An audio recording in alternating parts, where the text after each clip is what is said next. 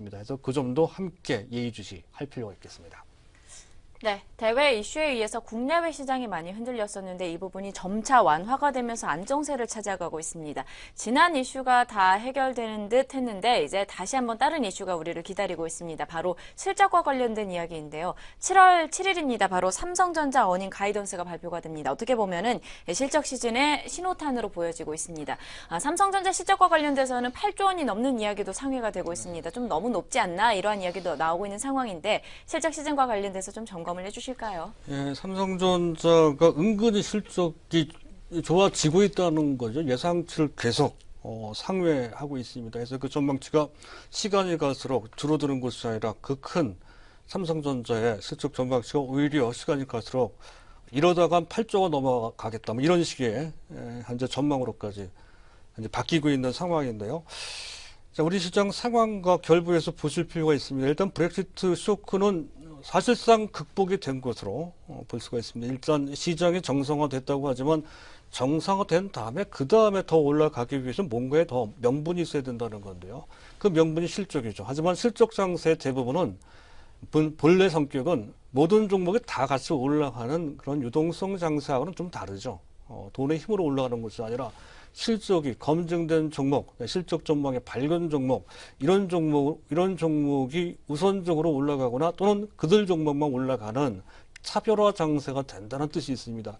그 점을 분명히 구분해서 보실 필요가 있다는 것이죠. 물론 상황에 따라서 일시적으로 거의 모든 종목들이 동시에 올라가는 유동성 장세도 몇 번 정도 나올 수가 있습니다. 하지만 전반적인 구조는 실적 장세, 즉 현재 그를 바탕으로 한 차별화 장세가 지금부터는 만들어질 소지가 높다는 관점으로 보실 필요가 있는 그러한 흐름에 대해서 우리 인식을 좀 해야 될 것 같고요.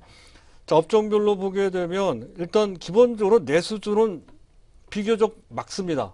박다한 뜻이죠. 현재 내구 소비재, 가전 같은 경우고요.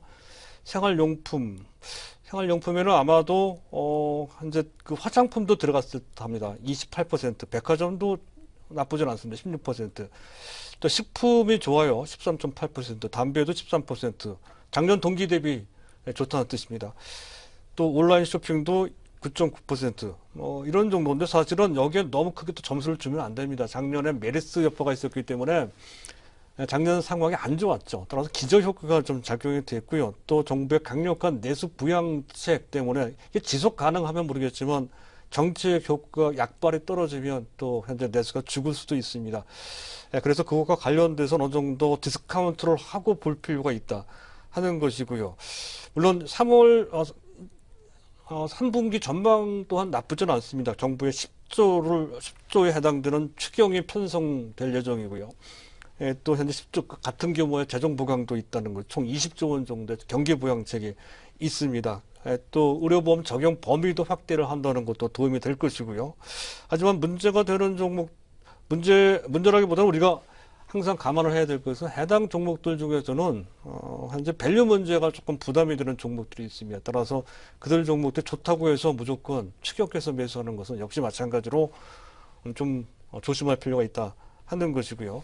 자, 제약 산업은 약 20.4% 작년 동기 대비 좋아진다는 그런 전망이 나오고 있습니다만 사실 한미약품 효과일 가능성이 상당히 큽니다. 한미약품이 작년 대비로 500%나 좋아지기 때문에 그걸 빼면 사실 크지 않다는 것이고요.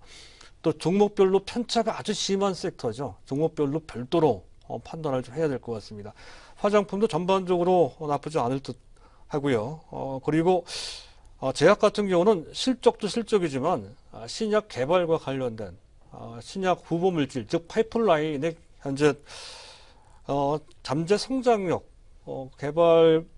개발해서 어떠한 이벤트를 갖고 있는지 이런 것에 더 민감한 특성이 있다는 것이죠. 그래서 제약 섹터는 꼭 실적에 의존해서 볼 것이 아니라 신약 후보 물질이 어떻게 개발되고 진행되는지 여부가 보다 중요할 수 있다는 거 감안을 해야 될 것 같고요.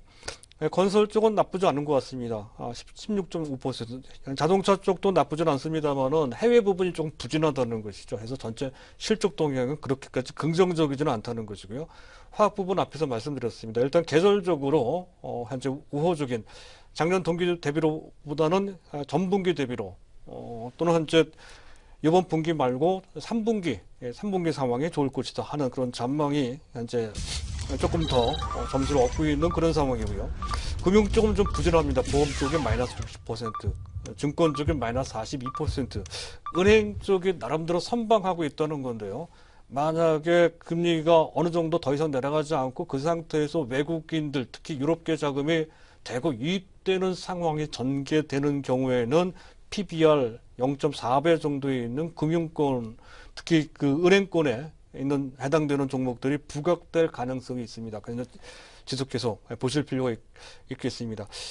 종목으로 본다면 실적 개선 쪽으로 보면 삼성전자가 대표적이죠. SK, LG생활건강, LG전자도 해당이 될 것 같습니다. 포스코도 전분기 대비 괜찮을 것 같고요. 또 화학주 전반적으로 나쁘지 않고요. OCI, 웅진싱크빅, 한솔테크닉스가 있고요.